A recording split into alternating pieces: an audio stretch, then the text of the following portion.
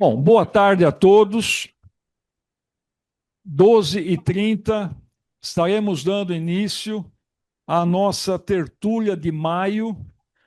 Hoje, particularmente, é um dia emblemático, dia 13 de maio. Então, eu gostaria de agradecer muito a vocês. Hoje, particularmente, nós temos um número de pessoas maior do que usualmente, tá? Então, apenas para que todos soubessem, ali à minha direita tem uma mesa longitudinal ali, que não tinha outra maneira de alocar todo mundo aqui, mas tem um critério. O critério é o seguinte: aqueles que se inscrevem mais rapidamente ficam nessa mesa. Aqueles que se inscrevem posteriormente ficam numa mesa à esquerda. E se tiver mais gente ainda, não vão poder participar, porque não vai ter lugar. Mas olha, muito obrigado pela presença. Hoje é com muita alegria que eu queria anunciar aqui um ser realmente excepcional. Eu até diria para vocês que ele é, vamos dizer assim, biuniversitário, biacadêmico, né? Acadêmico no sentido de faculdades, né? O nosso querido Edmundo Chadabaracá vai ser o palestrante de hoje. Ele, por incrível que pareça, ele é tupanense, não sabia, fiquei sabendo na biografia dele, ele é tupanense, radicado em São Paulo, e ele se graduou pela tradicional Escola Paulista de Medicina e fez a sua especialidade no querido Hospital Servidor Público do Estado de São Paulo. Foi quando eu o conheci há cerca de 45, 47 anos. Né? A gente era contemporâneo daquele hospital que ainda continua lá. Mas ele fez a sua carreira universitária na Escola Paulista de Medicina, e já desde a época de aluno, ele já se destacava no associativismo. Então, ele participou de vários cargos no Centro Acadêmico Pereira Barreto, e foi também monitor da disciplina de obstetrícia, foi também discente, representante discente da disciplina de ginecologia. Na Unifesp, ele fez toda a trajetória universitária. Ele chegou a professor titular e chefe da disciplina. E também na Unifesp ele participou de várias comissões, ele presidiu o Centro de Estudos de Ginecologia, ele foi pesquisador do CNPq, chefe do setor de ginecologia endócrina, e também coordenador do curso de pós-graduação e chegou à condição de pró-reitor da Unifesp. Aí, eu não sei porquê, mas houve um concurso, ele se candidatou a uma outra universidade. Ele falou assim: aqui foi tão fácil para mim, né? Deixa eu pegar mais algum desafio. E ele já entrou como professor titular de ginecologia, também afamada Universidade de São Paulo. E até hoje ele tem desempenhado esse papel de professor titular lá. E também não é só esse papel. Ele lá também atuou, ou tem atuado no membro do conselho, diretor do Instituto do Câncer de São Paulo, vice-diretor do Conselho Deliberativo do Hospital das Clínicas e também, assim como foi na Unifesp, ele está sendo lá pró-reitor de graduação da USP. Além disso, ele foi editor da revista Clinics e é pesquisador também do CNPq. Bom, ele já escreveu mais de 8 centenas de artigos científicos, editou mais de 16 livros, orientou mais de 120 teses, incluindo todas as modalidades, e recebeu diversos prêmios. Eu vou citar apenas 3 aqui. Recebeu o prêmio Aires Neto, da Departamento de Ginecologia e Obstetrícia da Santa Casa de Misericórdia, recebeu 2 vezes esse prêmio, 92 e 93. Recebeu o prêmio aqui na Associação Paulista de Medicina, o prêmio Arnaldo Vieira de Carvalho, também 2 vezes, e recebeu o prêmio Nicolau de Moraes Barros. Curiosamente, esses três nomes que eu citei aqui, que dão nome a prêmios, foram membros da nossa Academia de Medicina de São Paulo e, coincidentemente, também foram presidentes. Aqui na nossa academia, ele é um dos mais antigos aqui que ingressou aqui na academia, que estão aqui presentes. Ele ocupa a cadeira número 25, é titular e emérito dessa cadeira, cujo patrono é Aderbal Pinheiro Machado Tolosa. Aqui na diretoria da nossa academia, ele já foi membro do Conselho Científico por 2 mandatos, diretor de comunicação, editor do Asclépio por 2 mandatos também, e está nos ajudando muito como vice-presidente da Academia de Medicina de São Paulo. Maracá, essa aqui é apenas uma pequena apresentação de alguém que te admira muito e de alguém que você merecia até muito mais que isso. Então, obrigado. A palavra é com você e você vai falar sobre um tema, para mim, realmente muito curioso. Então, vamos ver o que você vai dizer lá. Ovário artificial. Obrigado. Bem, boa tarde. Quero cumprimentar nossas confreiras, nossos confrades e as senhoras e os senhores aqui presentes.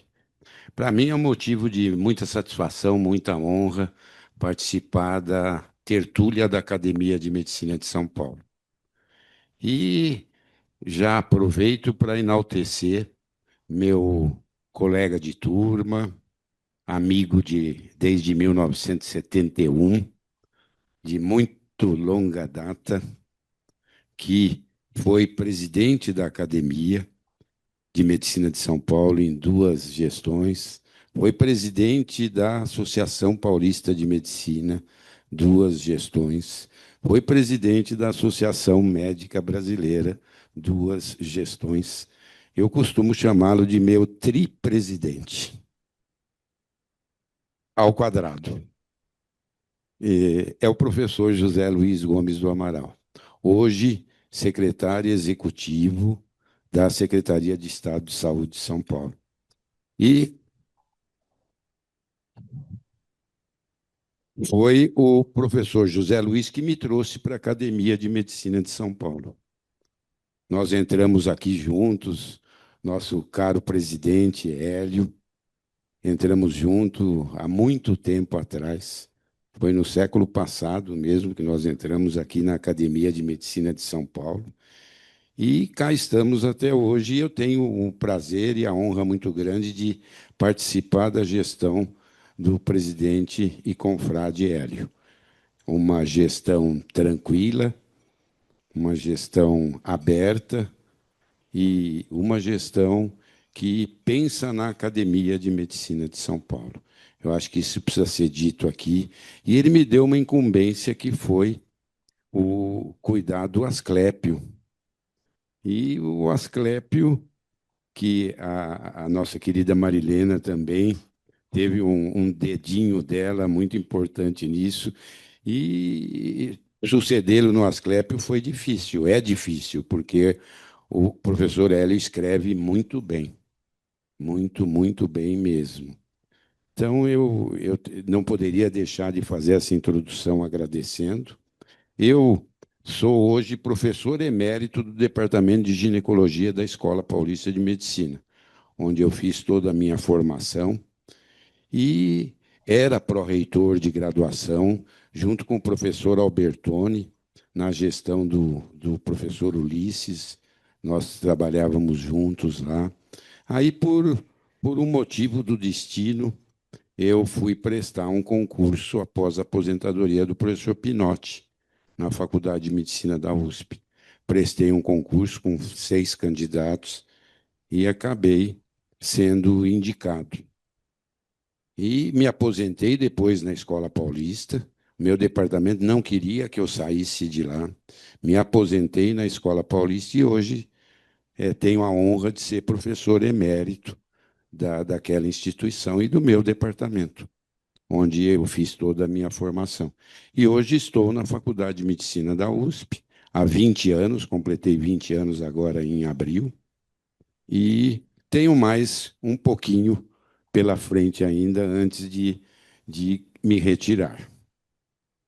Então, é muito importante eu desvelar isso aqui, porque eu realmente tenho muito orgulho da minha escola e tenho muito orgulho da escola a que eu estou totalmente integrado, que é a Faculdade de Medicina da USP.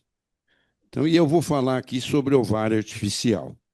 Ovário artificial é um tema que vem sendo discutido, vem sendo pesquisado. Mas nós começamos as nossas pesquisas dentro da fertilidade feminina. Um tema que tem crescido muito é a preservação e a recuperação da fertilidade feminina. Nós sabemos que a, a preservação da fertilidade representa hoje um grande desafio contemporâneo da medicina reprodutiva. Não só a preservação, como também a recuperação da função endócrina e da fertilidade em mulheres jovens, sobretudo aquelas que são submetidas a tratamentos gonadotóxicos. Então, eu poderia dar alguns exemplos. As adolescentes, vamos dizer, crianças ainda com doenças neoplásicas, como as doenças hematológicas, que necessitam de fazer um tratamento gonadotóxico. E nós sabemos que os quimioterápicos e também a radioterapia compromete a função ovariana dessas jovens. Então, esse é um aspecto importante. E ainda mais, mulheres jovens que apresentam câncer de mama, por exemplo, que também vão ser submetidas a um tratamento que pode levar a uma falência ovariana prematura. Então, esses aspectos devem ser levados em consideração. E, além disso, os avanços tecnológicos, medicamentosos, que ocorreram no tratamento oncológico, elevaram significativamente as taxas de cura de mulheres jovens que ainda não tiveram o seu porvir reprodutivo, o seu futuro reprodutivo. Então, esse é um outro aspecto que nós temos que levar em consideração. A destruição dos folículos ovarianos, a falência ovariana e a insuficiência ovariana prematura. Nós temos que pensar em mulheres jovens que entram num estado, por assim dizer, de menopausa prematura, antes dos 40 anos de idade, com todas as consequências da falta do estrogênio. O estrogênio é o hormônio príncipe da mulher, é o hormônio trófico da mulher. E a mulher sofre as consequências da falta desse hormônio por ocasião da menopausa, após a menopausa. E hoje existe uma série de medidas que são adotadas para dirimir essa deficiência hormonal. Risco particularmente preocupante, sobretudo em crianças e adolescentes, nas quais, muitas vezes, a perda da fertilidade ocorre quando o potencial reproduzido ainda não foi plenamente estabelecido. Jovens de 8, 9, 10 anos de idade, que ainda não tiveram a sua primeira menstruação, não tiveram uma menarca, elas já podem ter a sua capacidade, o seu potencial reprodutivo comprometido. Assim, a avaliação do risco de infertilidade e o aconselhamento sobre preservação de fertilidade devem ser realizados sempre que possível, o mais precocemente. E devemos ter em mente a estratificação do risco gonadotóxico. aquela jovem, a adolescente que vai ser submetida a um tratamento gonadotóxico, os profissionais de saúde envolvidos na assistência a essa jovem, eles devem estratificar o risco em baixo, intermediário e alto. E esse risco depende, sobretudo, da idade, do tipo de tratamento, quimioterapia, radioterapia, a dose dos quimioterápicos, sobretudo, e a reserva ovariana basal. Como está a reserva ovariana dessa paciente? De tal modo que a preservação da fertilidade deve integrar o planejamento terapêutico oncológico, sempre. E estratégias hoje disponíveis, quais são? O que nós podemos fazer para preservar a fertilidade? Nós temos hoje a criopreservação de ócitos e de embriões. Então, são mulheres que procuram uma clínica de reprodução humana e ela vai ter ou seus óvulos aspirados e congelados, pode ter embriões congelados, que é uma opção muito utilizada, o congelamento de embriões, e também a criopreservação de tecido ovariano. A criopreservação de tecido ovariano.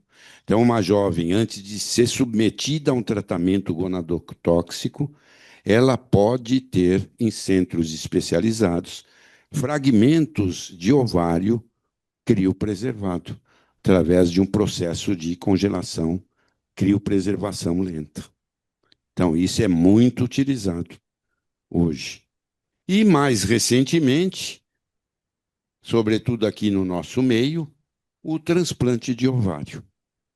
Então, hoje nós temos 2 transplantes, o transplante de útero e o transplante de ovário.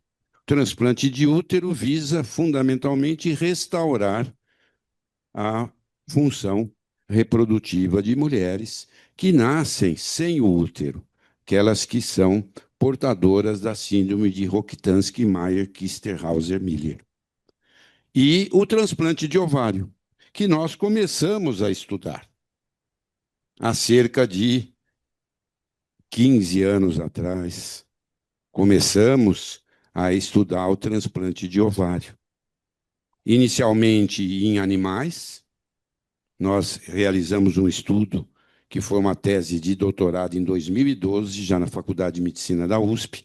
Nós, num projeto nós submetemos ao Instituto de Ensino e Pesquisa do Hospital Albert Einstein.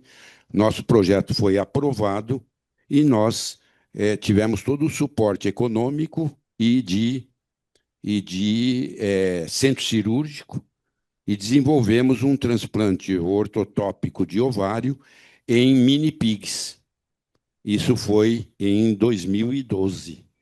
Então, a partir daí, com a aquisição de uma grande pesquisadora que está aqui presente, a doutora Luciana Damus, que trabalha conosco nessa linha já, e nós demos sequência a doutora Luciana Damus, juntamente com o professor José Maria Soares Júnior e eu, nós demos prosseguimento a essa linha de pesquisa, fazendo o transplante de ovário, e que se encontra hoje num estado bem evoluído no nosso laboratório de pesquisa e na disciplina de ginecologia da Faculdade de Medicina da USP. E aí, nós tivemos uma visita que eu fiz à Universidade de Michigan, em Ann Arbor, conheci uma pesquisadora russa, radicada nos Estados Unidos, lá em Michigan, e ela estava desenvolvendo uma nanopelícula de ovário. Isso tem em torno de 12 anos, e ela fazia uma nanopelícula, um hidrogel, e para preservação de fertilidade.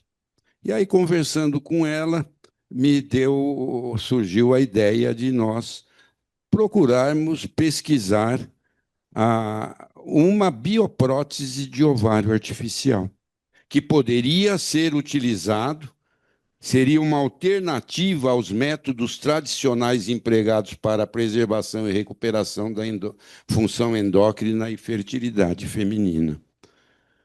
Então, nós começamos a pensar em ter alguma alternativa para as mulheres jovens com insuficiência ovariana prematura e também que poderia ser uma opção para mulheres após a menopausa.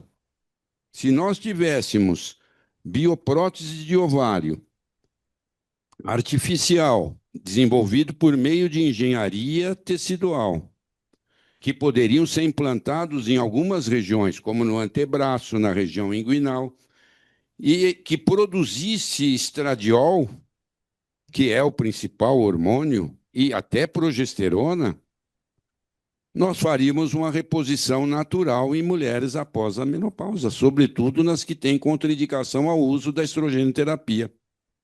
Então, foi essa a ideia que nós tivemos e para substituir e recuperar tecidos doentes ou danificados, e tivemos que superar barreiras na pesquisa de engenharia tecidual. E essa revisão publicada em 2016, aqui está a professora Ariela Chikhanov, que é da Universidade de Michigan, em Ann Arbor, que vem também estudando muito esse tema. E o ovário artificial, ele precisa ter a aplicabilidade clínica. E, para isso, são necessários testes farmacológicos in vitro que mostrem a viabilidade dessas biopróteses e, em vivo, restaurar a função endócrina e recuperar a fertilidade. E aqui são as duas condições que eu acabei de citar para as senhoras e os senhores, que seriam pacientes com insuficiência ovariana prematura e terapia hormonal, em especial após a menopausa. Então, essas seriam as grandes aplicações clínicas do ovário artificial. E para o desenvolvimento, ou seja, a criação do ovário artificial, algumas etapas devem ser seguidas. A criação de um ovário in vitro, de tal modo que ele permita o desenvolvimento, o crescimento folicular, para que possa ter uma postura ovular. Nós queremos produção hormonal e restaurar a fertilidade. E o transplante desses ovários artificiais, de tal maneira que nós estaríamos reintroduzindo os folículos ovarianos em fase de crescimento no seu ambiente natural. E, para isso, essas etapas devem ser seguidas.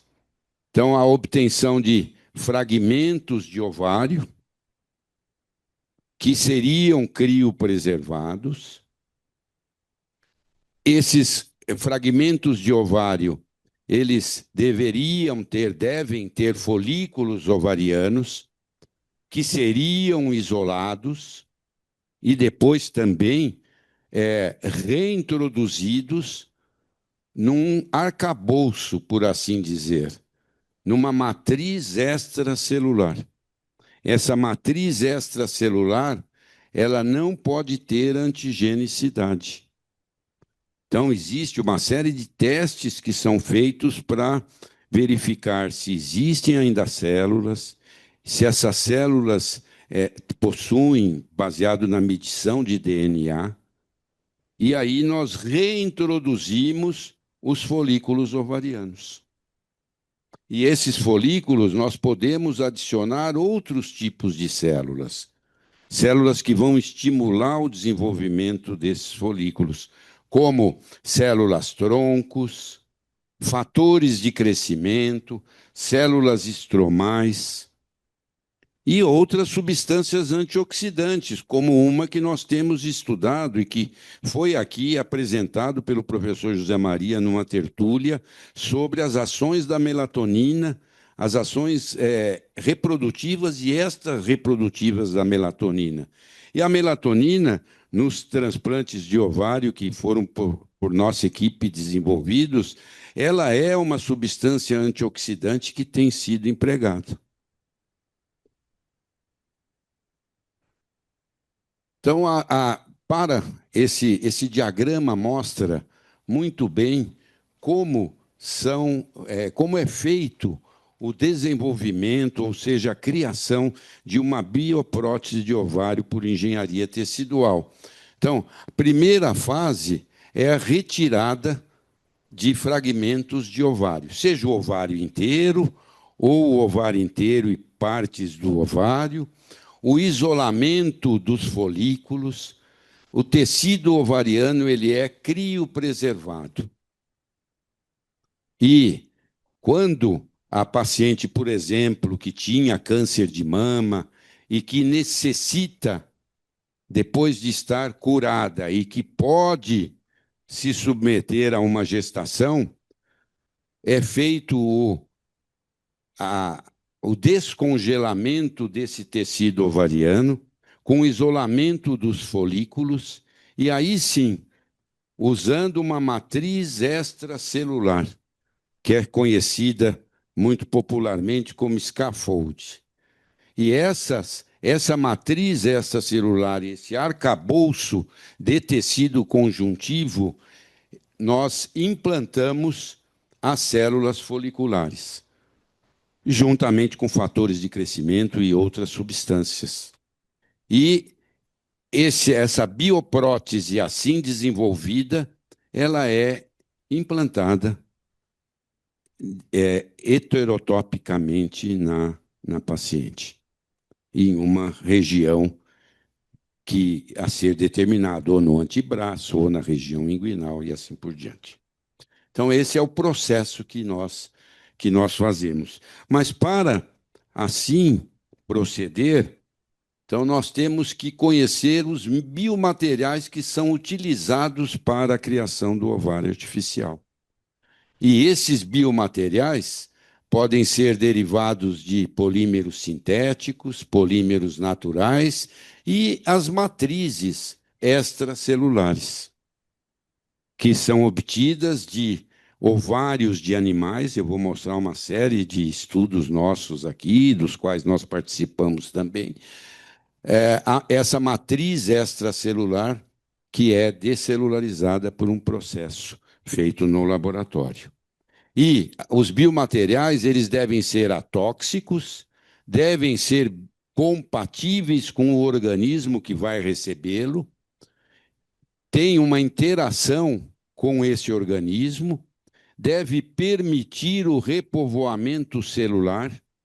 E no nosso projeto, nós vamos repovoar a matriz extracelular com células foliculares e estromais obtidas de pacientes devidamente autorizados, de pacientes que são tratadas no nosso centro de reprodução humana e que vão para um processo de fertilização in vitro. Quando se faz a captura do oócito, vem sempre junto líquido folicular e células foliculares. E é essas células foliculares devidamente autorizadas pela doadora, pela paciente, que nós vamos fazer o repovoamento da matriz extracelular.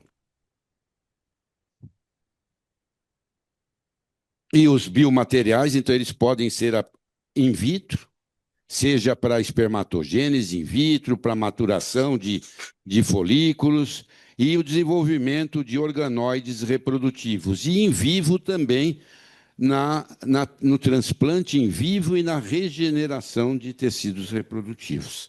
Então, essa é a finalidade desses biomateriais. E aqui nós temos uma prancha grande, mas para mostrar que nós utilizamos realmente os polímeros naturais, que são as matrizes extracelulares, os scaffolds e as matrizes extracelulares. celular. E essa matriz extracelular é o nosso sonho, não é, Luciana? Para que a gente faça o repovoamento e que ela funcione como um, por assim dizer, um mini ovário, uma bioprótese de ovário artificial. Então, é isso que nós estamos trabalhando nesse sentido.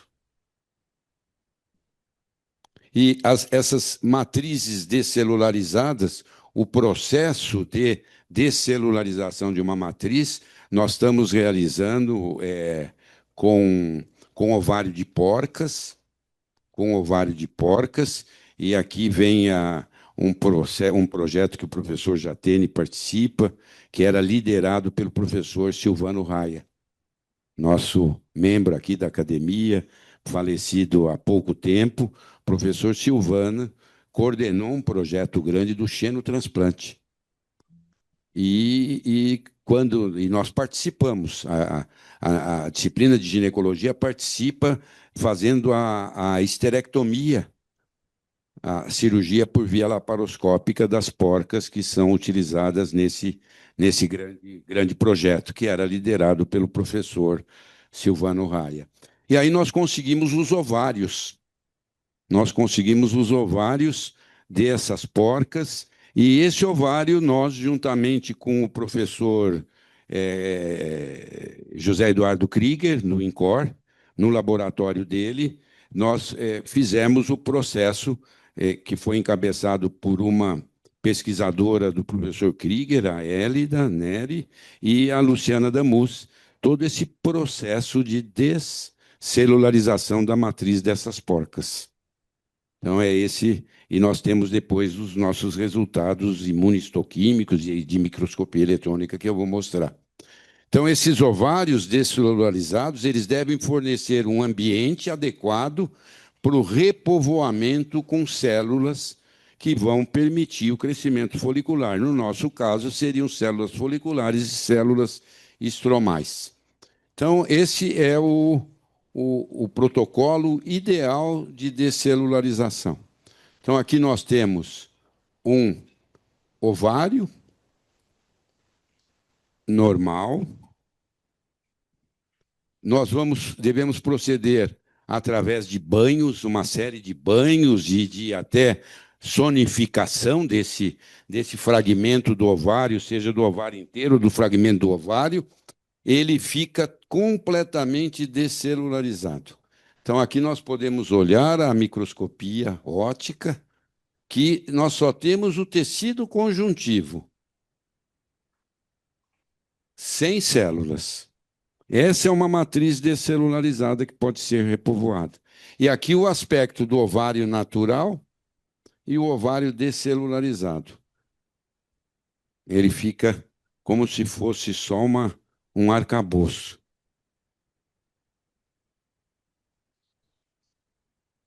E como nós avaliamos realmente que aquele ovário foi descelularizado.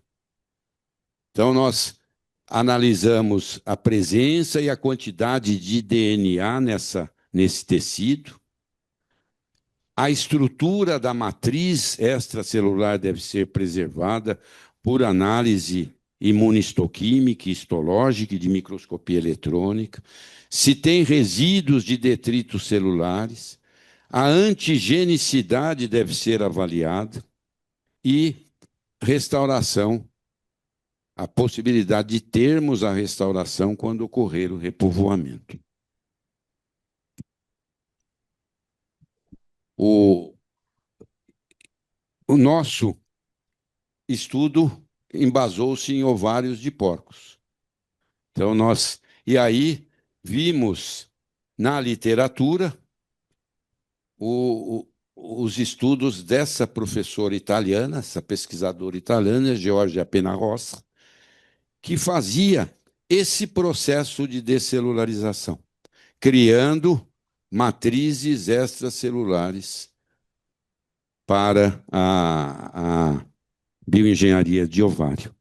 Então, ela utilizou porcas, usava o ovário inteiro.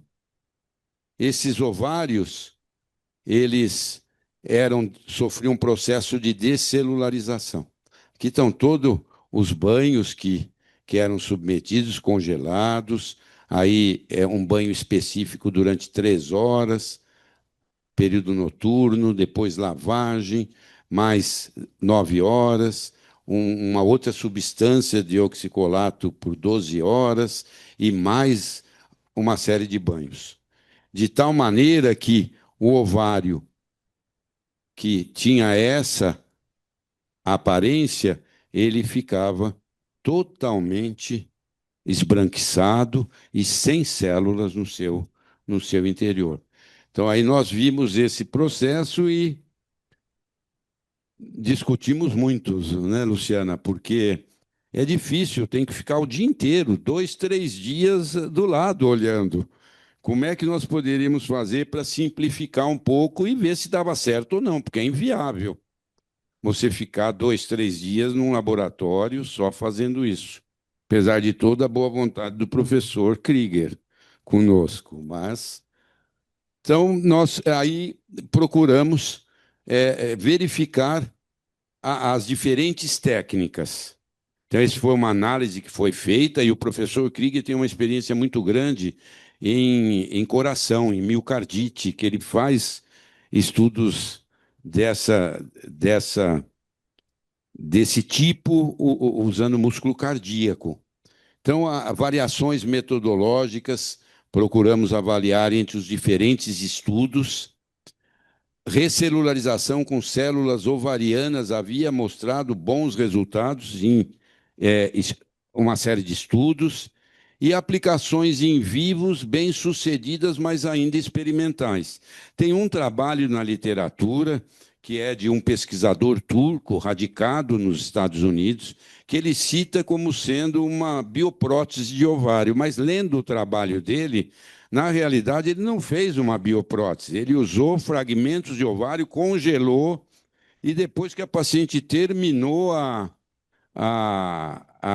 o tratamento oncológico, ele reimplantou aquele fragmento de ovário que estava e que ele chamou de bioprótese, mas na realidade não é uma bioprótese de ovário. Então, nós apresentamos no final do ano um projeto do CNPq, um projeto universal do CNPq para grupos consolidados, e o nosso protocolo de descelularização de ovários em múltiplas espécies para obtenção de potenciais clínicos. Esse estudo é um estudo que foi desenvolvido por uma professora aposentada da Faculdade de Medicina Veterinária da USP, a professora Miglino, Maria Angélica Miglino, e nós tivemos a oportunidade de encontrá-la no Congresso Brasileiro de Medicina Celular, Terapia Celular e Medicina Regenerativa, que teve ano passado aqui em São Paulo. E eu fui lá falar sobre transplante de útero e, conversando com ela, ela nos mostrou esse projeto dela que tem recurso da FAPESP, professor Carmino, esse projeto da professora Miglino. E aí começamos a fazer uma colaboração com ela.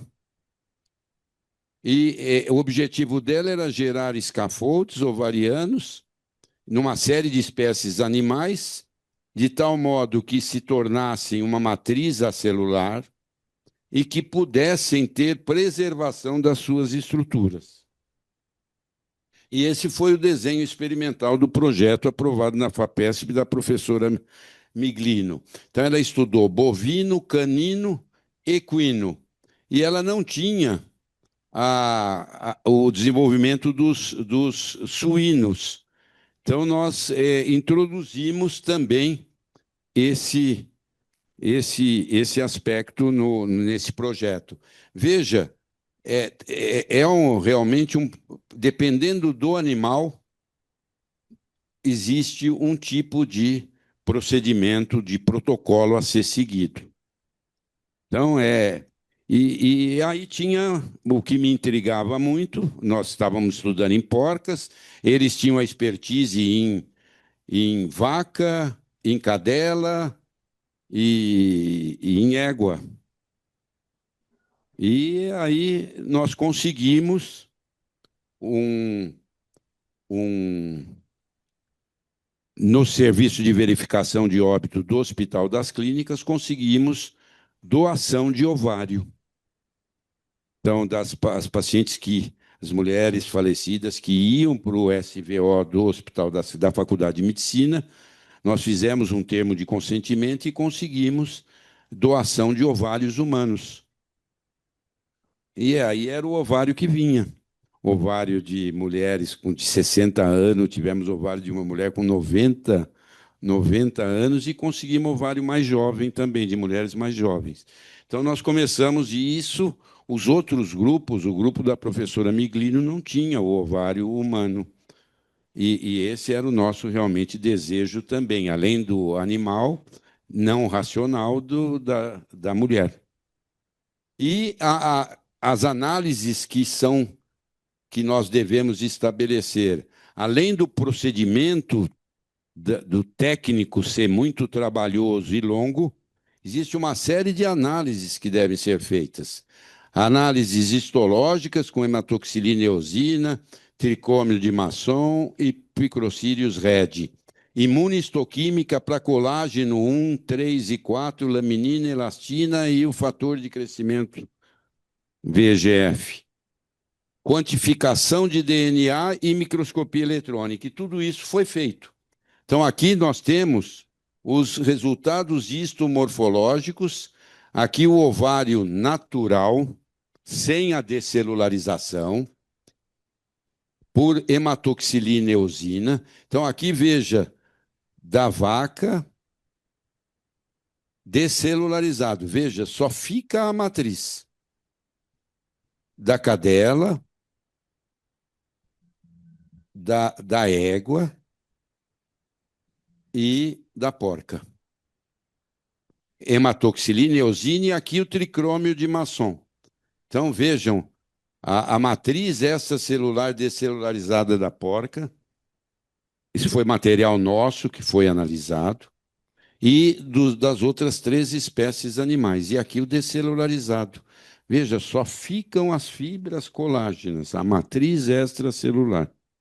E é essa matriz que vai receber as células foliculares ou uma outra parceria que nós fizemos, que também um professor agora da FZEA, da Faculdade de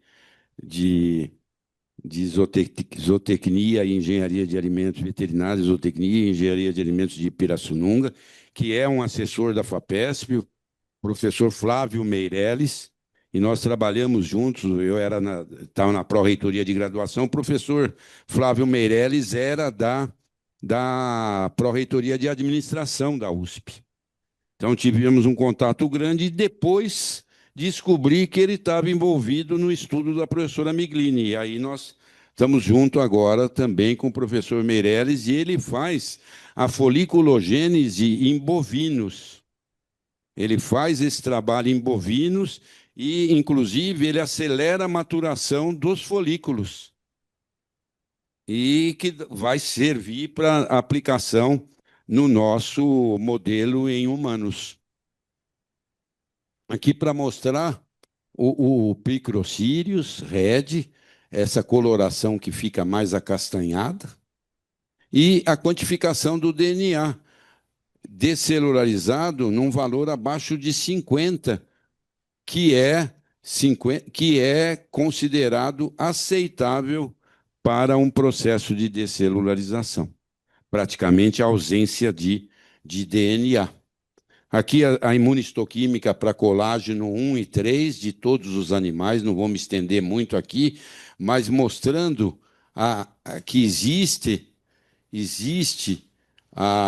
nos animais descelularizados colágeno que mantém essa estrutura do scaffold, da matriz extracelular. Colágeno 4 e laminina.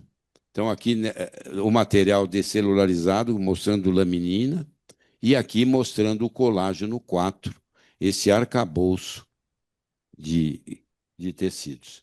E a microscopia eletrônica, que também mostra que, especificamente na porca, na égua, na cadela e na vaca, todo as fibras de colágeno que compõem esse scaffold, essa matriz extracelular.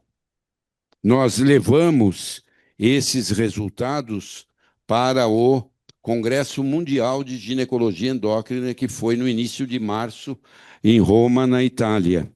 E recebemos o prêmio de inovação e de pesquisa e inovação nesse Congresso Mundial, com esse estudo do desenvolvimento da matriz extracelular nessas 4 espécies animais. E, em vista disso, nós concluímos que todas as amostras tratadas com métodos de descelularização química e física geram estruturas ovarianas que atendem aos critérios de descelularização aceitos, por preservar os principais constituintes da matriz extracelular e a arquitetura da membrana basal vascular, baseado em todas essas análises que foram realizadas.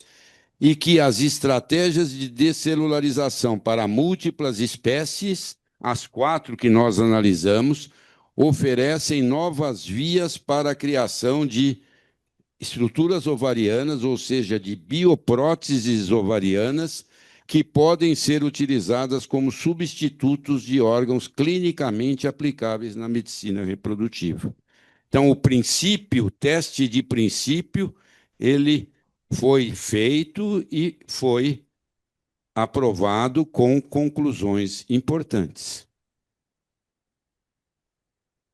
Baseado nisso, nós, após conseguirmos os ovários humanos, nós realizamos esse processo de descelularização. Então, e aqui eu volto a dizer, e agradecemos muito ao professor Krieger, que é nosso parceiro, mesmo no transplante de ovário, nas substâncias regeneradoras, antioxidantes que nós utilizamos, são fibroblastos geneticamente modificados no laboratório do professor Krieger. Então, nós temos já uma linha de pesquisa conjunta muito grande, com publicações importantes em conjunto.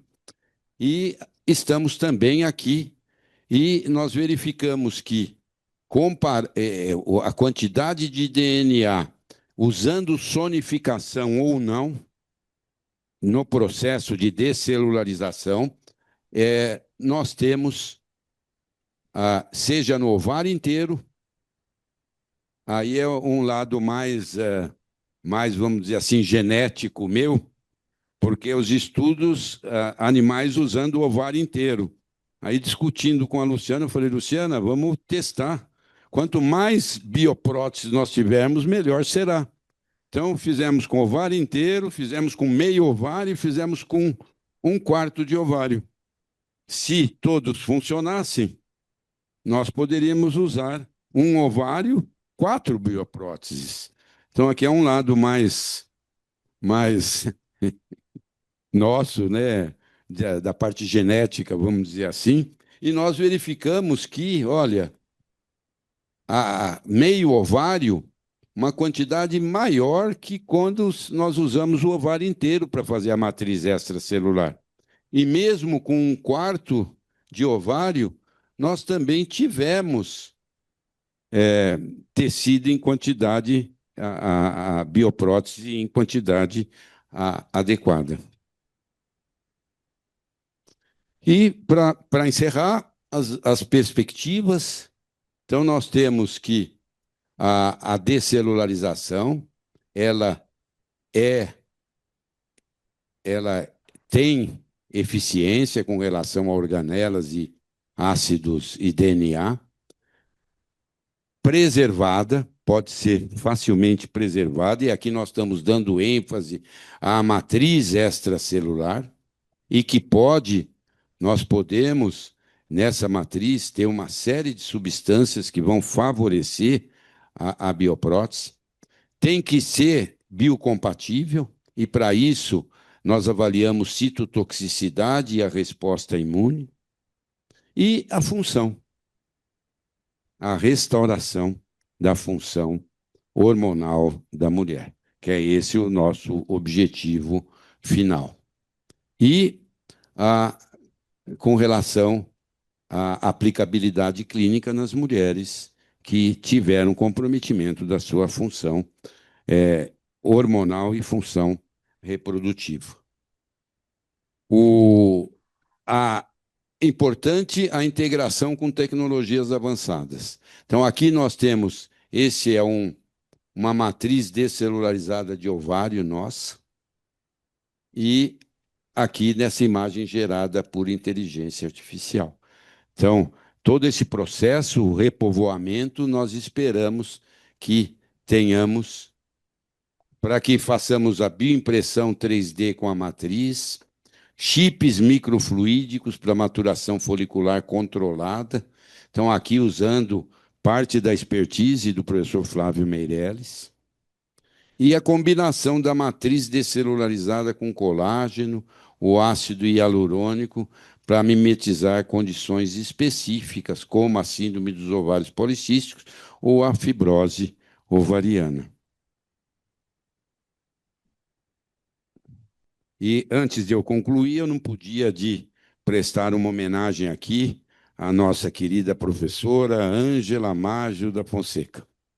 Professora Ângela, confreira, professora Ângela, eu me lembro quando eu era pouco depois de formado, tinha feito o meu doutorado, me lembro que o professor Salvatore esteve na minha banca, e um dos meus mentores, o professor José Wasserman. E o professor José Wasserman, que muito amigo, foi meu padrinho de casamento, uma amizade muito antiga, e ele participou, e ele falava: Edmundo, eu estou na banca de uma professora que estuda ovário policístico, e a gente já gostava de ovário, e era a banca de livre docente da professora Ângela. E quando vim para a faculdade, a professora Ângela me deu um suporte muito grande, coordenando a pós-graduação. Hoje o nosso programa foi para conceito 6 da CAPES, que nos deixou muito orgulhoso, mas um trabalho de 20 anos que foi desenvolvido e que a professora Ângela foi muito importante. Então, eu presto essa homenagem aqui, professora, à senhora, e, presidente Hélio, agradeço o convite e agradeço a atenção de todos. Muito obrigado, hein? Caro Baracá, quem agradece somos nós pela sua brilhante exposição e acredito difícil também. Já de antemão, já lhe parabenizo não somente pelo pioneirismo do transplante de ovário, como também por essas pesquisas aí. Bom, permitam-me agora, enquanto o Baracá vai degustar um pouquinho da nossa alimentação, e depois nós abriremos que quem queira fazer comentários, perguntas, que o façam. Mas antes disso, nós reservamos um espaço para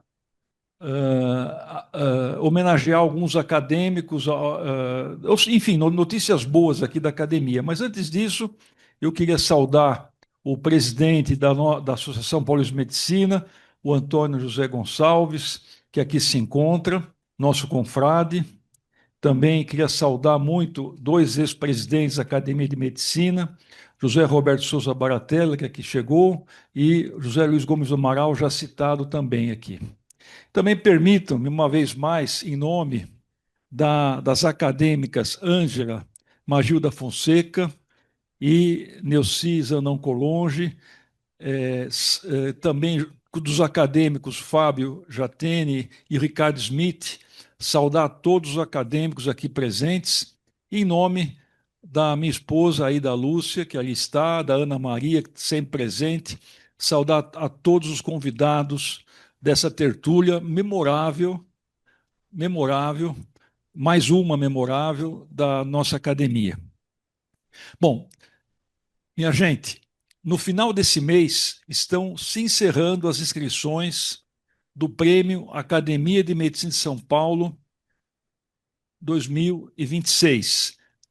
Como vários de vocês sabem, tem duas categorias, categorias de estudantes de medicina e categorias de médicos. Concorrem médicos do estado de São Paulo e uma das regras básicas é que os prêmios não podem ter nomes de membros da academia, por uma questão de conflito de interesse.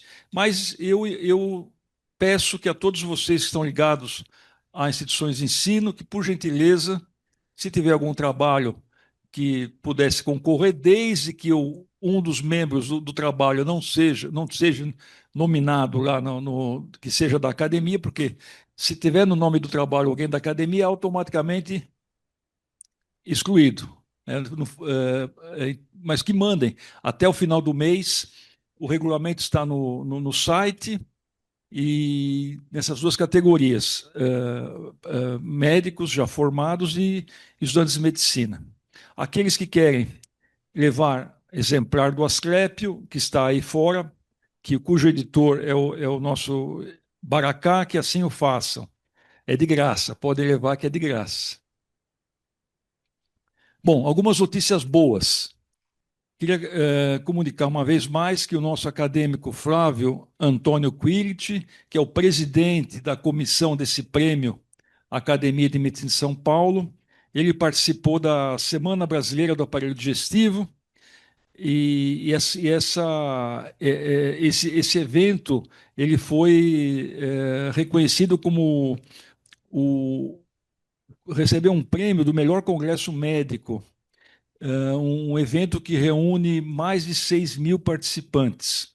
E esse evento foi aqui em São Paulo, no Hotel Renaissance, e ele é apoiado por 3 entidades coligadas: a Federação Brasileira de Gastroenterologia, Sociedade Brasileira de Endoscopia Digestiva e Colégio Brasileiro de Cirurgia Digestiva. O nosso querido acadêmico, sempre mencionado aqui, Juarez Moraes Avelar, que hoje ele saiu da direita, foi para a esquerda, ele foi duplamente homenageado, só para almoçar. Ele foi duplamente homenageado. Inicialmente, no dia 22 do mês passado, ele foi condecorado com a Medalha pela Lei, que é uma medalha oficializada pelo governo do Estado de São Paulo e é concedida pela Sociedade de Veteranos de 32. E ele recebeu essa comenda no emblemático Mausoléu do Soldado Constitucionalista, que fica lá no Ibirapuera, Belisco Ibirapuera. Essa comenda homenageia personalidades civis e militares que muito fizeram por São Paulo e pelo Brasil. Então, o Juarez, que é um natural de Minas Gerais, eu que sou natural aqui dessa cidade, tenho orgulho de falar, Juarez, muito obrigado por tudo que você fez por São Paulo, pelo Brasil, na medicina. E, além disso, o Juarez, agora, recentemente, recebeu uma outra comenda, que é a Comenda Soberana Ordem Real Militar dos Cavaleiros de Jerusalém. Ele recebeu também essa comenda num lugar emblemático, Saulão Freitas Nobre, na Câmara Municipal de São Paulo. Então, Juarez, duplamente nossos parabéns. O nosso acadêmico Sidney Glina, ele foi o autor principal de um artigo que foi recentemente publicado no Journal of Sexual Medicine, e traduzindo o nome do artigo seria Segurança e Tolerabilidade de um novo neuroestimulador implantável para melhorar a disfunção erétil, um estudo piloto em pacientes com injúria medular. Esse estudo envolveu membros da Faculdade de Medicina do ABC, da qual ele é o professor titular, membros do hospital onde eu trabalho, do departamento onde eu trabalho, que é o Hospital do Servidor Público do Estado de São Paulo, e institutos de tecnologia da Suíça e da Universidade de Johns Hopkins. Então, o Sidney Glina foi o autor principal desse trabalho. Eu queria também cumprimentar aqui e dizer da minha alegria da presença dele aqui, o nosso acadêmico Leopoldo Soares Piegas, está ali embaixo, ali na pontinha, lá na mesa de trás. Ele participou do simpósio multiprofissional de cardiologia contemporânea, realizado no HCOR, e ele, como é coordenador do programa de infarto agudo do miocárdio, ele fez uma conferência sobre o tema Diretriz de Síndrome Coronariana Aguda 2025, novas recomendações e impactos na prática clínica. Cumprimentos, caro Leopoldo. No último dia 25, eu estive aqui presente, houve uma reunião de delegados da Associação Paulista de Medicina, coordenada pelo nosso acadêmico Antônio José Gonçalves, e ao final dessa reunião houve duas lindíssimas, tocantes, emocionantes homenagens a dois membros que foram da nossa academia. Eles são da academia porque são imortais, e foi feito um elogio muito bonito pelo nosso acadêmico José Luiz Gomes do Amaral. Havia também as famílias desses membros envolvidos, e, ao final, esses membros que já são nossos imortais ficaram imortais mais uma vez, porque aquele espaço bonito que nós temos aqui nesse prédio, no térreo, que tem a lanchonete, tem a exposição de artes, tem o museu da APM, aquele espaço recebeu o nome de professor Dr. Donald Cerci da Cunha. E o auditório verde, que fica no 10º andar, o andar abaixo, recebeu o nome de professor doutor Akira Ishida. Esses dois membros muito trabalharam pela Associação Paulista de Medicina, muito trabalharam, e também foram membros da Academia de Medicina de São Paulo, que é um orgulho para todos nós, esse reconhecimento também da nossa parte. No final do mês passado, a nossa acadêmica Solange Pistori Teixeira Libonati participou do Congresso Brasileiro de Cirurgia Dermatológica, que foi realizado em Goiânia, e ela teve 3 participações nesse congresso como assim, palestrante ou coordenadora. Então, ela apresentou uma palestra sobre o tema bioestimulador do ácido polilático, coordenou o simpósio Bioestimuladores, quando e como combinar, e coordenou também a sessão Controvérsias, ultrassom microfocado e radiofrequência fracionada microagulhada, herói ou vilão. Então, parabéns também à Sônia, que coincidentemente é esposa do nosso acadêmico Sérgio Libonati. O nosso acadêmico Davi Everson Wippe, ele publicou no final de abril um artigo no portal da CNN Brasil, intitulado Febre Amarela, Proteção Integral e Proteção Integral. O nosso acadêmico aqui presente, Antônio Carlos Palandri Chagas, que ali se encontra, recentemente publicou um artigo também para a população no Diário do Grande ABC, intitulado Hipertensão Arterial nas Mulheres. Esses 2 artigos, pessoal, aqueles que quiserem ler também, poderão acessar o site. A notícia está lá, é só clicar na notícia e ter o artigo em mãos também. 6 dos nossos acadêmicos participaram, não sei se todos estão sabendo, mas no prédio da Associação Médica Brasileira vai ser construído, perdão, no espaço da AMB vai ser construído um prédio, né? E a AMB vai ter um espaço nesse prédio. Então, 6 dos nossos acadêmicos participaram do lançamento da pedra fundamental desse espaço, que foi no final do mês passado. Aliás, no começo desse mês. Então, vou citar o nome dos nossos acadêmicos que estavam lá. Antônio José Gonçalves, César Eduardo Fernandes, Clóvis Francisco Constantino, Floresval Meinão, José Eduardo Lutaif Doce, Jurandir Marcondes Ribas. Então, essa vai ser daqui talvez uns 3 anos, por aí, a nova sede da Associação Médica Brasileira. E nesse interregno, a AMB estará aqui sediada no prédio da Associação Paulista de Medicina. A Academia de Medicina de São Paulo foi muito honrada com a participação, com o convite para participar das comemorações dos 75 anos da AMB. Isso aconteceu no dia 4 agora deste mês e foi realmente uma cerimônia muito assim régia, muito bonita, na Sala São Paulo. E eu tive a oportunidade de participar. Mas não foi só eu, não. 17 membros da academia participaram desta solenidade. Tá? Então, vou citar alguns aqui: o Antônio José Gonçalves, o Eleusis, o Giovanni, o Floresval, o Zé Eduardo Lutai Figoso, o Guimarães Proença, Nona Genaro estava lá, o Edmundo Chá da Baracá, Bruno Zilbestein, o Carlos Serrano, o Clóvis Constantino, o Paulo Manuel Pego Fernandes, o Guido Palomba, o Rubens Belfort, o Jurandir Marconde Ribas e o Álvaro Najib Atalá. E do ponto de vista histórico, pessoal, a AMB foi fundada em 51. De lá para cá, a AMB teve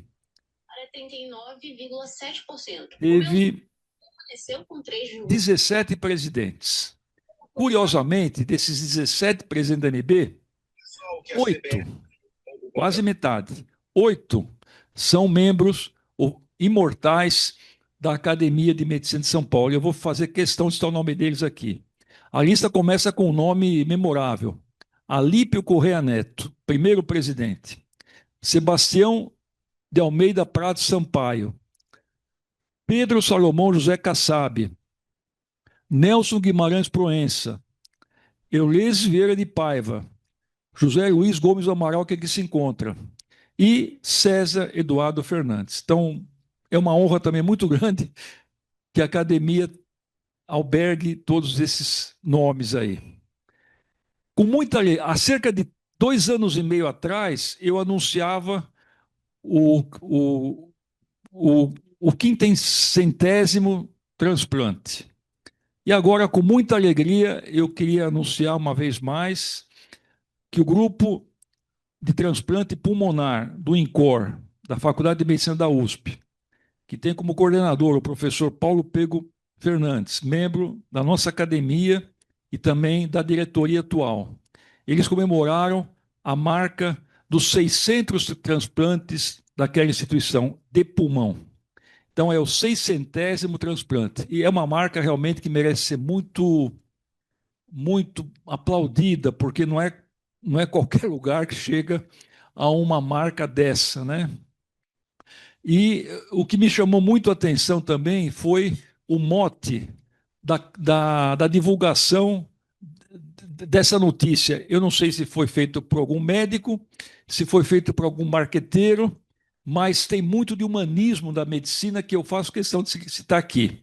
E o mote diz o seguinte: 600 histórias, um só propósito: salvar vidas. Que bonito, bonito. É o que está faltando um pouco na nossa profissão, que fala-se muito mais em quanto é isso, quanto é aquilo, do que os velhos e tradicionais preceitos hipocráticos, né?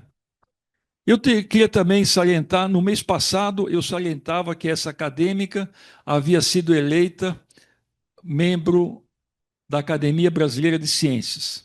E hoje eu vou salientar que essa acadêmica, a Lídia Massaco Ferreira, da Unifesp, recebeu o prêmio Anísio Teixeira nas categorias Educação Superior e Saúde Básica, que é concedido pela CAPES. Então, também a Lídia Massaco, uma honra muito grande de estar ao lado dela aqui na academia, recebendo esse prêmio aqui. Eu peço que todos que tenham boas notícias, como essas aqui, mandem para nós. Eu tenho prazer imenso em divulgar essas notícias, tanto no site quanto nas tertúlias, porque isso demonstra a importância da nossa academia em termos de valores humanos agregados, né?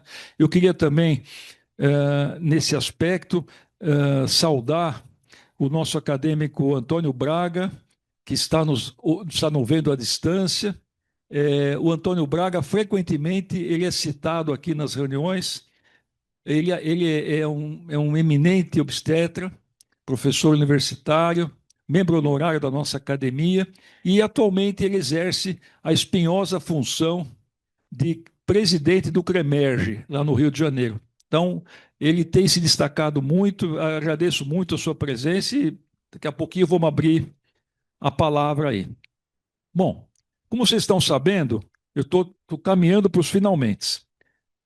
Nós estamos num processo eleitoral, do dia 1º ao dia 9, os membros adimplentes da academia vão receber o link para votação, né? E nós temos. Aliás, hoje foram eleitos 2 membros honorários em Assembleia Extraordinária. Então, foi eleito o professor Itiama, que é do HC, Edivaldo Itiama, e foi eleito também membro honorário o professor Protásio Lemos da Luz. Então, aos dois, eles vêm agregar valores também inestimáveis de currículo na nossa academia. Nós temos 6 membros, nós temos 6 membros concorrendo para 4 vagas.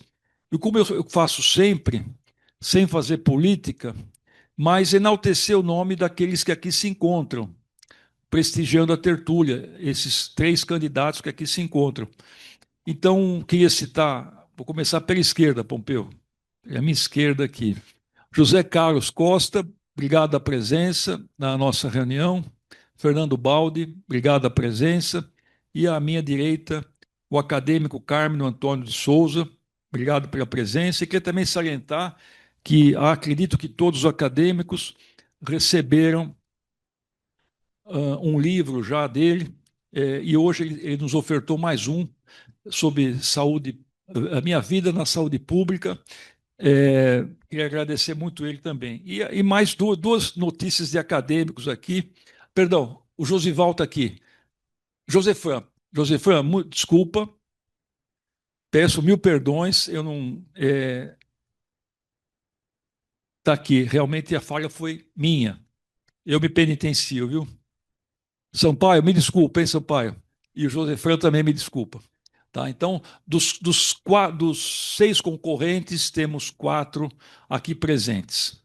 Queria também salientar que, isso eu já tinha falado de notícia, mas hoje eu recebi um exemplar, o nosso acadêmico Cricro Boyacian prefaciou mais a 6ª edição, fez a 6ª edição do livro dele, Ética em Ginecologia e Obstetrícia, é uma produção cultural do nosso acadêmico, e hoje eu tenho a alegria de ter não somente a Ângela aqui conosco, mas ter me presenteado com um livro que fala sobre a vida dela, Ângela Magio da Fonseca, uma médica, uma história, uma vida, que eu vou ter o prazer de ler com certeza. Muito obrigado pela. Mas então, como eu disse na reunião passada, as cadeiras que só tem um candidato também precisa se movimentar, tá? Porque tem que ter maioria mais um dos candidatos. Então pode ter um candidato só e não ser eleito. E também já aconteceu aqui algumas vezes terem 2 candidatos e nenhum ser eleito também, porque não teve maioria absoluta dos votos. Então, vamos fazer uma campanhazinha ética, tal, no sentido de cada um ganhar seus votos aí. Na próxima reunião da tertúlia, vai ser a Assembleia Geral, que nós vamos simplesmente abrir as urnas eletrônicas, né? Porque a votação vai ser eletrônica do dia 1 ao dia 9 do mês que vem. E, para terminar, queria convidar todos vocês que estejam também na próxima tertúlia, do dia 10 de junho. Nós teremos uma palestra diferente. A palestra vai ser Curiosidades Pitorescas da História da Medicina. uma palestra que é para todo mundo, né? E quem vai proferir essa palestra é o acadêmico Líbio José Martins Júnior, que ele, além de professor de cirurgia plástica, escritor, poeta, ele é um eminente conhecedor da história da medicina. Ele já presidiu várias vezes a Sociedade Brasileira de História da Medicina e é atual presidente da recém-fundada Academia Brasileira de História da Medicina. Então, acredito que falei demais. Agora eu vou. Vamos começar assim, para o Pompeu não ficar triste.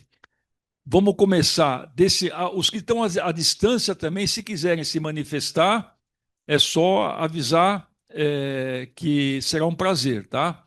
Então, aqueles que quiserem fazer perguntas ou comentários, então vamos começar pela minha esquerda. O Sampaio. Na sequência, alguém gostaria de se manifestar? Pompeu. Então, Sampaio e Pompeu, entre eles não tem ninguém.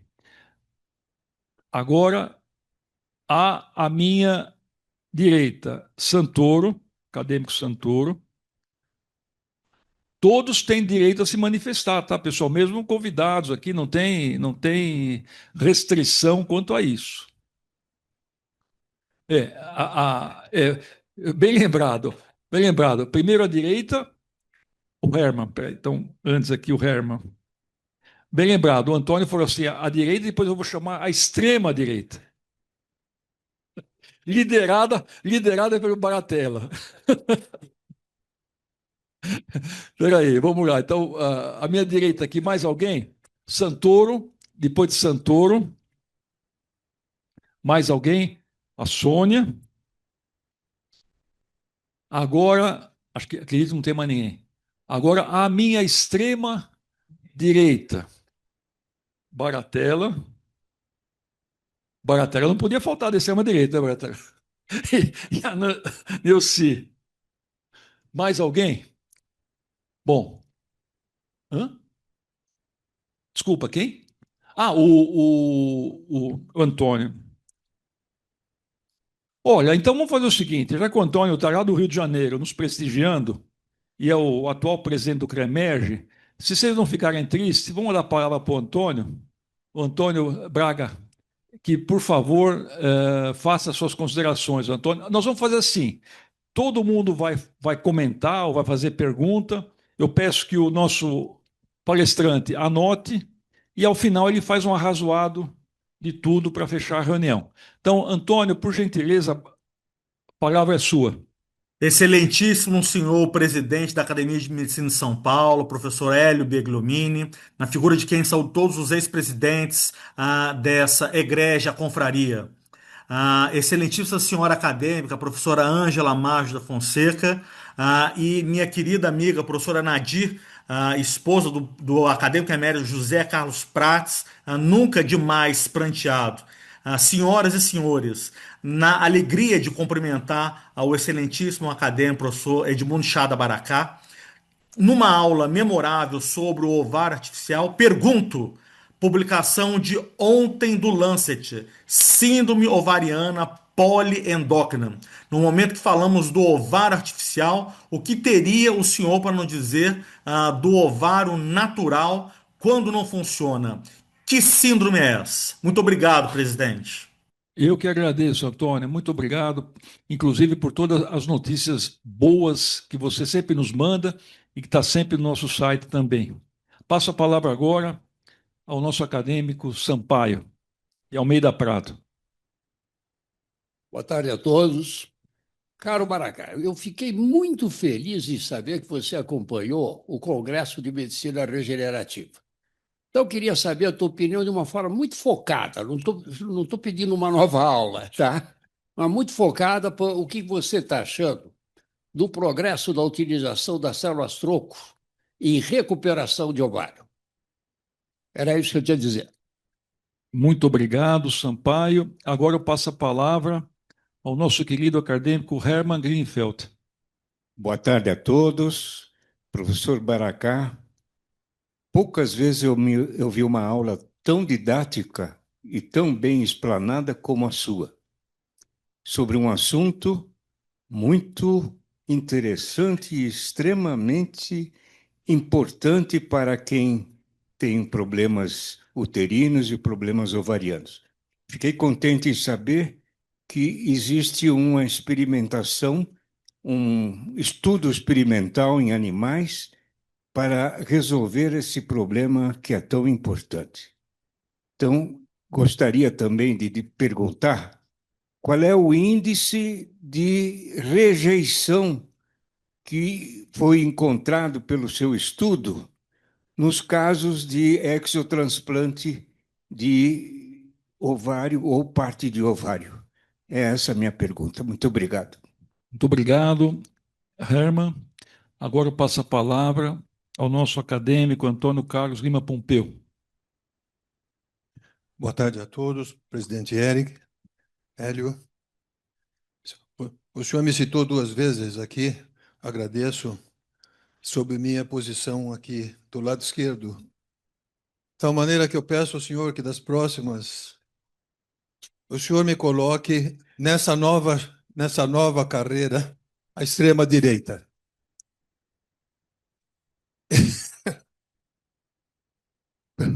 Professor Baracate, espetacular a sua apresentação, todos os elogios já foram feitos e eu apenas endosso. Uma pergunta de ordem prática, e o senhor sabe que eu vivi muitos anos o transplante renal.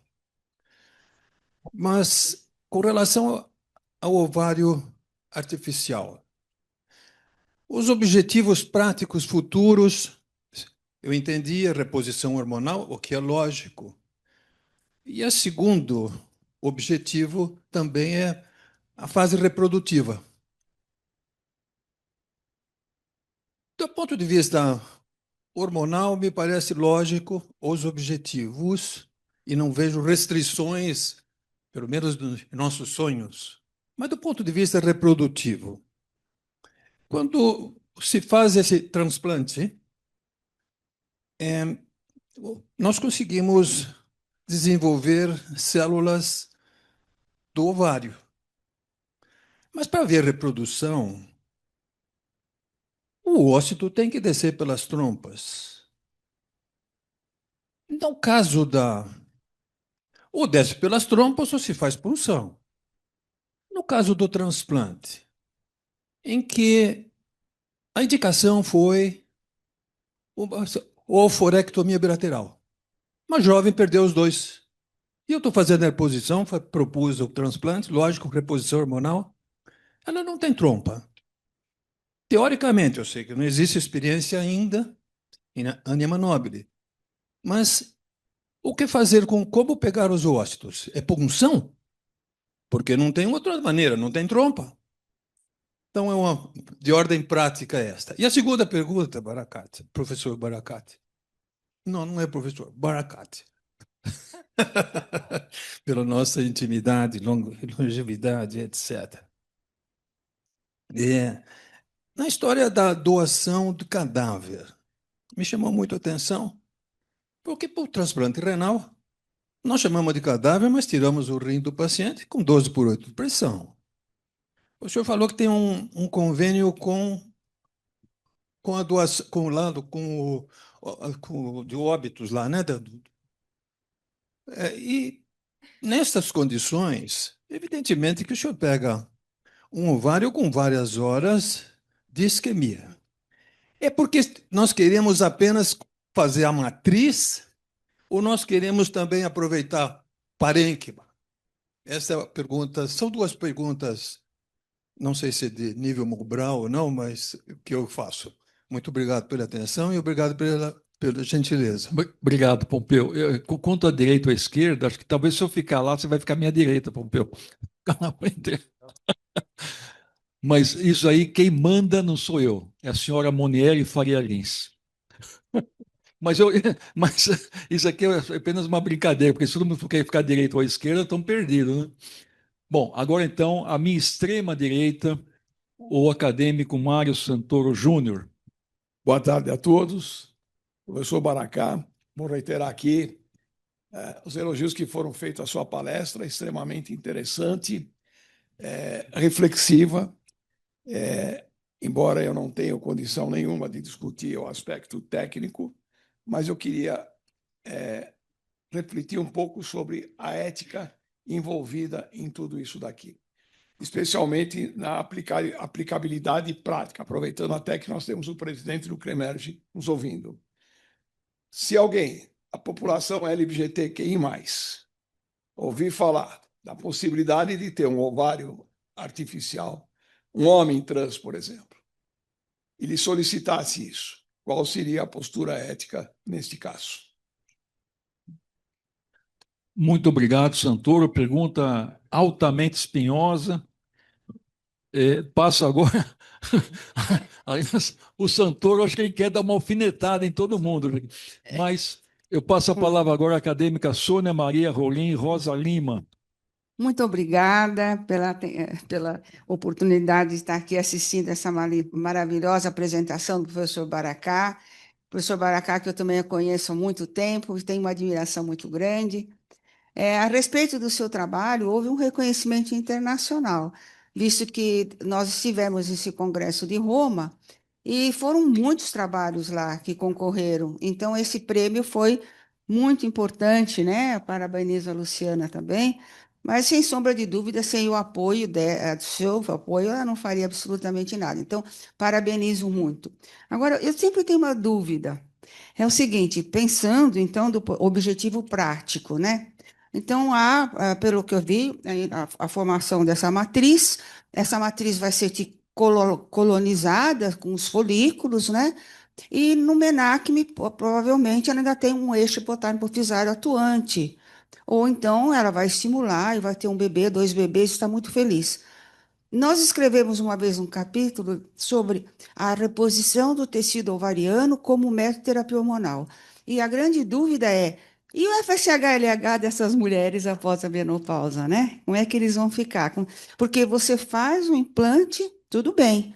E quem vai estimular para a produção? E daí, se for, porventura, no menáquime, tudo bem. Mas após a menopausa, você vai estar estimulando todo mês para produzir estrogênio, né? Então, isso foi essa questão que eu finalizei o capítulo. Eu queria saber também a sua opinião, porque só simplesmente a colocação dos ócitos lá de nada adiantará se não houver um estímulo adequado para a produção hormonal, né? Então, eu gostaria também que o senhor me respondesse. Muito obrigada. Obrigado, acadêmica Sônia. Agora passo a palavra ao nosso querido ex-presidente, José Roberto Souza Baratella. Bom, falar no fim, principalmente o Herman já esvaziou metade do que eu ia falar.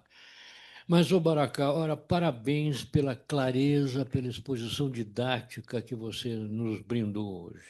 E parabéns pela linha de pesquisa extremamente relevante. Só elogios. E acho muito interessante essa questão ética que o Santoro colocou. É isso. Muito obrigado, Baratella, particularmente pela sua presença aqui com a gente hoje também. E da mesma forma falou para a Nancy. A Nancy está viajando muito, o mundo todo.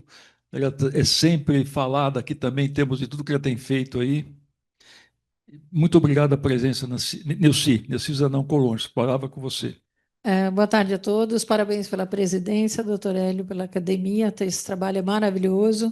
E como presidente da Associação Brasileira das Mulheres Médicas, eu fico muito feliz de ver 3 acadêmicas aqui que brilham na nossa associação e aqui também, a doutora Ângela Maggio, a doutora Sônia Maria Rolim, a doutora Marilene Mello, que foi responsável pela minha entrada na academia.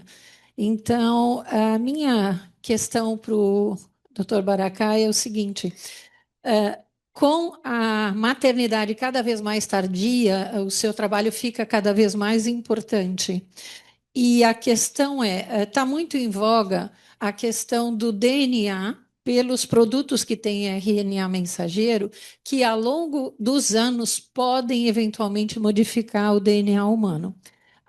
Pelo seu gráfico, quando tira as células, a matriz fica com um percentual pequeno que acreditamos nós que nos animais estudados, né, os cães, as éguas e as porcas, eventualmente não tenham mais nenhuma célula, mas tem aquele resíduo de DNA. A minha pergunta é, a longo prazo, isso teria como a gente estudar ou quantificar essa alteração eventual naqueles seres que podem receber esse ovário artificial? Obrigada pela presença de todos e muito obrigada, doutora. Nós que agradecemos, Neuci. Então, uma vez todos se manifestaram, passo a palavra agora ao nosso palestrante Edmundo Chadabaracá, que faça um resumo das suas considerações. Bem, eu agradeço as palavras de todas e todos. Eu vou deixar meu caro professor Braga por último, porque eu tenho considerações a fazer, sim, sobre essa nova terminologia que foi proposta. Mas o professor Sampaio comentou sobre o uso de células-tronco. Nós temos usado, dentro do transplante de ovário, uma das substâncias que tem sido utilizadas, e a Luciana da Musa aqui presente usou muito, foi o uso de células-tronco para incrementar a aceitabilidade e diminuir rejeição do transplante de ovário. Então, isso foi muito usado, então, e ela tem utilização também na bioprótese de ovário. O professor Greenfield falou do índice de rejeição no transplante de ovário. Nós não temos observado rejeição no transplante, professor Hermann. Não temos realmente visto. Com relação à bioprótese de ovário, isso ainda é um campo aberto. Nós estamos na etapa de desenvolvimento da prótese. Então, mas com relação ao transplante de ovário, o que temos muitas vezes não é bem uma rejeição, mas é a pouca funcionabilidade do transplante. Por isso que tem se utilizado uma série de substâncias para aumentar a potência do transplante, a função do transplante. E aí vem a pergunta o transplante de ovário, o professor Pompeu falou. O professor Pompeu é uma grande autoridade em transplante renal e, assim como temos também na Escola Paulista, o maior centro de transplante de rim, hoje está ali no Hospital do Rim, encabeçado pelo professor Medina também. Agora, para pegar os oócitos, então, o implante, a bioprótese, ela pode ser colocada, muitos transplantes de ovário nós fizemos, em uma posição ortotópica, mesmo na pelve pode ser feito. Mas se for em outro local, nós vamos ter que capturar o óvulo, como nós fazemos na fertilização assistida. Então, nós fazemos a punção, tiramos o óvulo, fazemos a fertilização in vitro, e aí implantamos o embrião intrauterino. Isso é o que é feito normalmente. E poderia ser essa mesma técnica nessa eventualidade. É isso que eu espero que logo que a gente consiga, né, Luciana? Já está nessa etapa aí, em mulheres jovens que perderam, que iam fazer um tratamento gonadotóxico, que nós tiramos o ovário, congelamos fragmentos, ou quando não teve essa possibilidade, a gente usar uma matriz extracelular. Eu penso, inclusive, na matriz extracelular de animais, se nós não poderíamos, desde que não tenha antigenicidade e com um resíduo mínimo de DNA. E a professora Neuci colocou, eu acho que o resíduo de DNA, professora, vai ser com o tempo que nós vamos poder avaliar. Hoje, realmente, nós não sei se... Eu penso muito em estudar mitocôndrias também.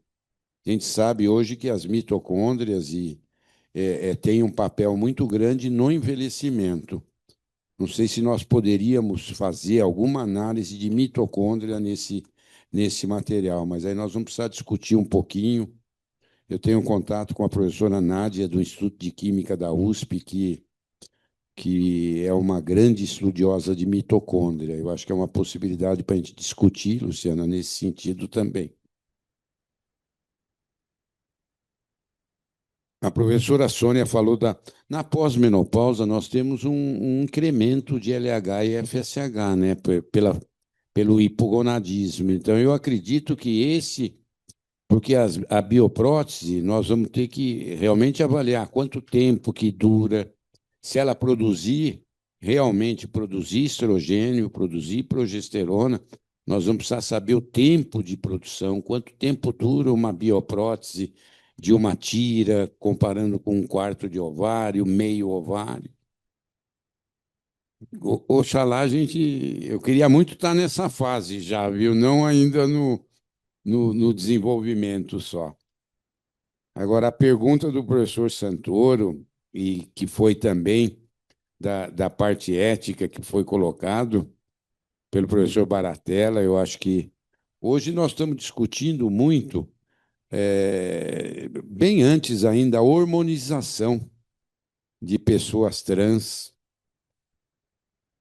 E mesmo em termos de reprodução assistida, o nosso centro de reprodução assistida, nós, por hora, só atendemos vamos dizer assim, mulher cis e homem cis.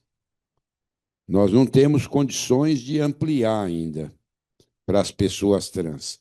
Nós criamos já, estamos com mais de 2 anos já, nós temos, e criei lá na divisão de ginecologia do HC, um ambulatório para assistência ginecológica à pessoa LGBTQIA+. Então, nós já estamos há mais de 2 anos atendendo, fazemos o tratamento dessa população, tanto a parte de a estimulação estrogênica, que tem que ser acompanhada, e mesmo as mulheres que têm que ser acompanhadas, mesmo tendo mudado o seu gênero. Então, nós fazemos esse atendimento. Mas eu acho que aí talvez eu vá procurar o professor Crico Boyacian, que é o presidente da Câmara Técnica do CREMESP de Ética em Ginecologia e Obstetrícia, para a gente discutir um pouco isso. Mas nós vamos ter sim. Como vamos ter na reprodução assistida. É que nós precisamos de mais, vamos dizer, perna para poder ampliar a assistência. Porque hoje, serviço público de reprodução assistida aqui no estado de São Paulo são 3, que são mantidos exclusivamente pelo SUS paulista. É o HC de São Paulo, da Faculdade de Medicina, o Hospital da Mulher, que era o antigo Pérola Baiton, e o Hospital das Clínicas de Ribeirão Preto. Esses são os 3 hospitais no estado de São Paulo.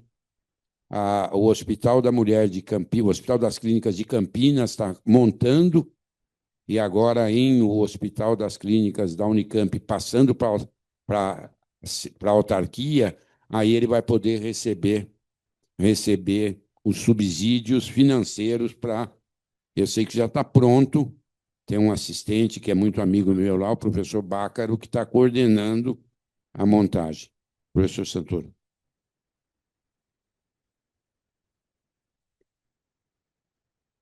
Ótimo.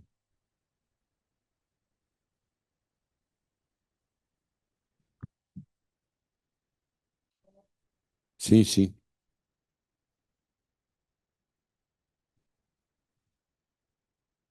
E nós não tínhamos, montamos há pouco tempo também. Eu acho que falta esse tipo de assistência. E nós logo, logo vamos ser cobrados para a parte de reprodução também, viu, professor Santoro? E eu acho que, se não faltou nada, tem a pergunta do professor Braga, meu caro amigo e confrade. Professor Braga, eu sou crítico. Eu estudo muito ovário policístico. Aliás, saiu a última edição agora do Speroff, e E tem uma citação de um estudo que nós fizemos quando eu estava na Escola Paulista. Nós analisamos 112 casos de síndrome do ovário policístico. Foi publicado na nossa São Paulo Medical Journal, em 97. E ele está citado lá, é uma casuística nossa, não fizemos nada, só as características clínicas e da antiga síndrome de Stein-Leventhal. Então, eu sou apaixonado realmente pela síndrome do ovário policístico. E em 2006, fizeram uma nova classificação da síndrome do ovário policístico. Então, são 4 fenótipos. Fenótipo A e o fenótipo B, que o fenótipo A, que é a síndrome completa, a síndrome de ovário policístico completa, que é a clássica síndrome de Stein-Leventhal, descrita pelos 2 ginecologistas americanos em 1945, e essa síndrome, nessa classificação de quase 20 anos atrás, eles incluíram uma coisa que eu não consigo entender, que é a síndrome do ovário policístico, é um estado de anovulação hiperandrogênica. Aí me incluíram nessa classificação a SOP ovulatória. Então, isso eu já não consigo digerir bem. Porque se é uma anovulação, como é que ovula? Alguma coisa está errada. Mas isso é porque muitos clínicos e também endocrinologistas, eles procuraram ampliar a classificação para incluir esse tipo de pacientes, que é o fenótipo C e o fenótipo D, que não tem, o fenótipo C não tem anovulação, ela ovula. E agora, isso que saiu ontem, eu até imprimi já essa classificação, é a síndrome ovariana poliendócrina. Então, aí nós vamos ter tudo, viu, professor Braga? Eu, particularmente, ainda sou de que a síndrome do ovário policístico é uma doença ginecológica caracterizada por um estado de anovulação hiperandrogênica que tem repercussões hormonais, endócrinas e metabólicas. Esse, para mim, é o conceito da síndrome do ovário policístico, que entrava na antiga classificação de tipo 1 e tipo 2. Tipo 1 é a clássica descrição de Stein-Leventhal, e tipo 2 é o que hoje nós excluímos: hipertiroidismo, hiperplasia da suprarrenal, as outras causas hiperprolactinemia, que mimetizam a síndrome do ovário policístico. Desculpa se eu me estendi muito, mas eu realmente não sou a favor dessa nova classificação. Agradeço uma vez mais ao acadêmico Edmundo Chada Baracá pela apresentação. Agradeço os nossos ouvintes à distância. Agradeço também a todos que vocês estiveram aqui presencialmente. E, uma vez mais, convido a todos que participem da próxima tertúlia, 10 de junho, curiosidades pitorescas da história da medicina. Muito obrigado e até a próxima. Obrigado.